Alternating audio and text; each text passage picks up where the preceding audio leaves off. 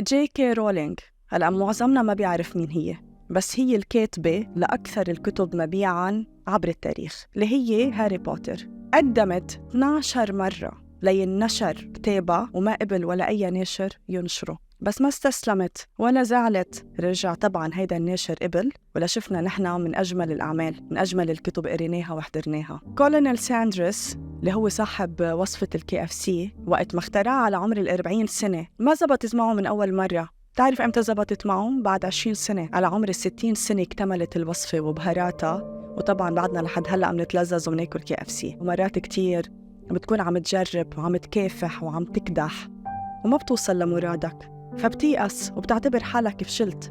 بس أنا بدي أقلك هيدا الفشل هو جسر للنجاح. تكتشف قدراتك، بترجع بتقيم الوضع، بترجع بتعطي فرصة لحالك وتبلش من أول وجديد. فدايماً تذكر إنه دايماً في نهار فيك تبلش فيه من أول وجديد.